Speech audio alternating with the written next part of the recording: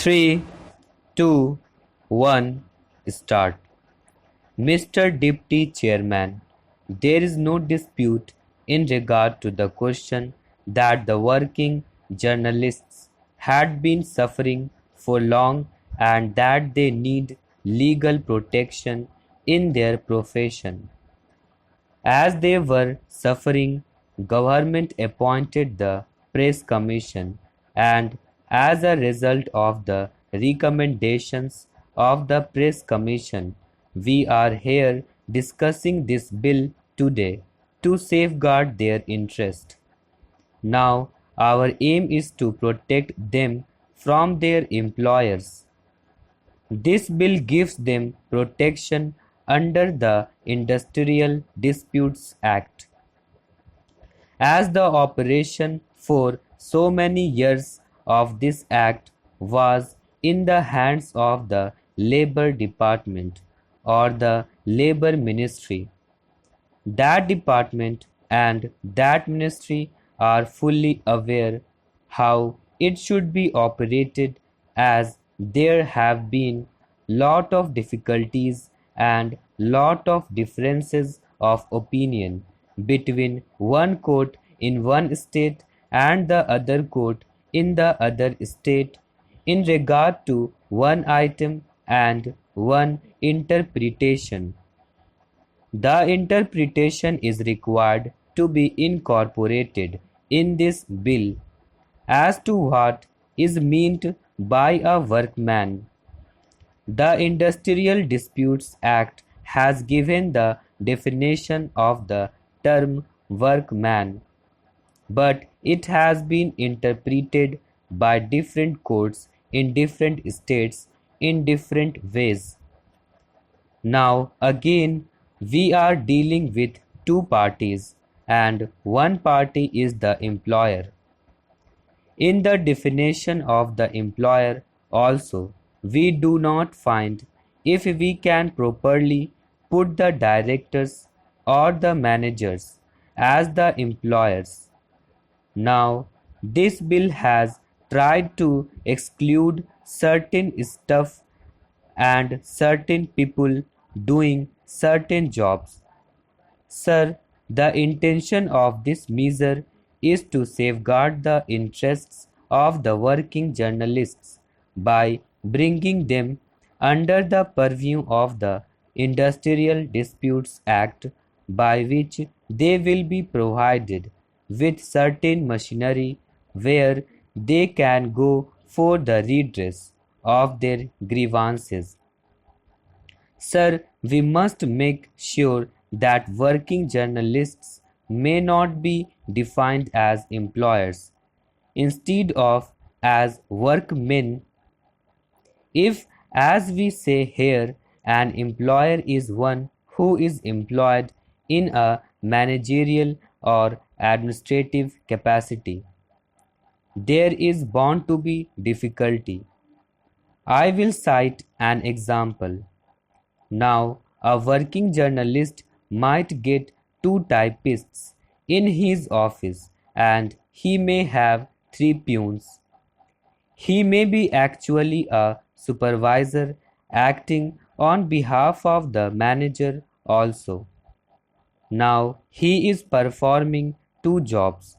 He himself is working and he is also performing the work entrusted to him by the manager or the managing director. If such a person has got any grievance, he goes to this machinery that is to be appointed under this bill, and he is entitled to get relief. But as he is partially employed as manager, he may be denied that right. Therefore, I am afraid that whatever we may try to do, we must be very specific in this matter. I think we should say that the working journalist means a person whose principal avocation is that of a journalist, etc.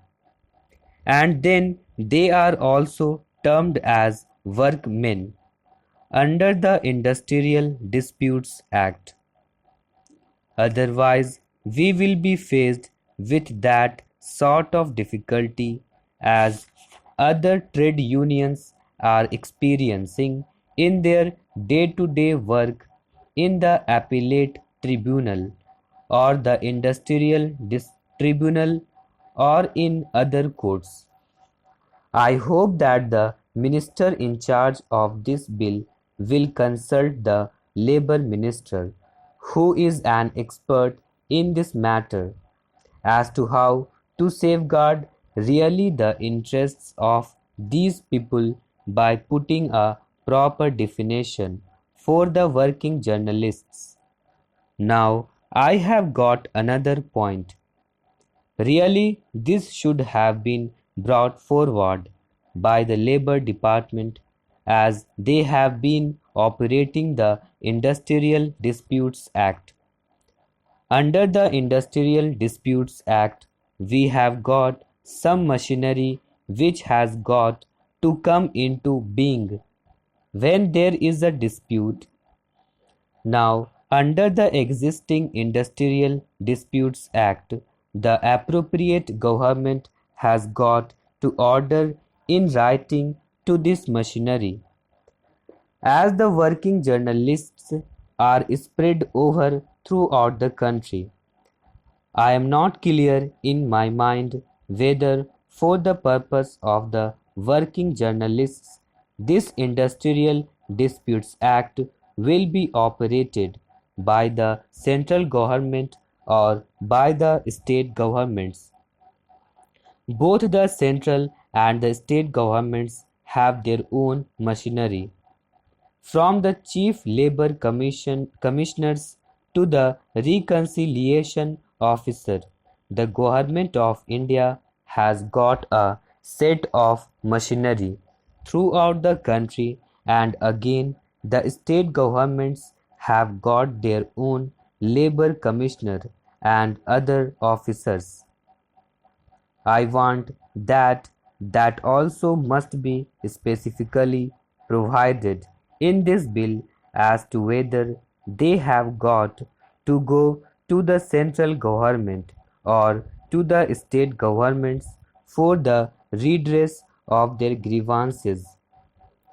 Now, the tribunals are not permitted to undertake any case as soon as it is referred by either of the parties unless it is specifically ordered by the appropriate government.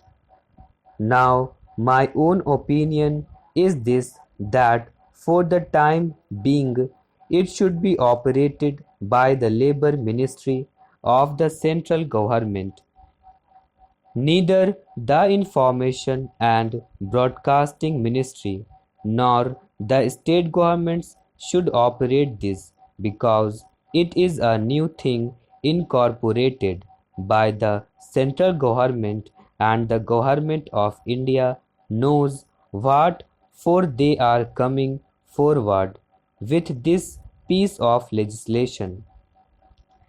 I want that the Information Ministry should hand over this business to the Labour Ministry, which should operate this through its own machinery.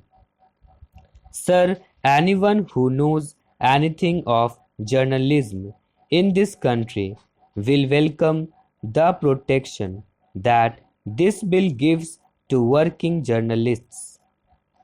There is no doubt that their present lot is a hard one, and that is difficult sometimes even for the best of them to discharge their duties honestly. But the remarks made by my honorable friend make me anxious to understand the scope of the bill. My honorable friend spoke of the protection given to editors who expressed their views freely, even though they may be unpalatable to the proprietors of their papers. Sir, Is it really the object of the bill to make the working journalists to decide the policy of the paper to which they are now attached?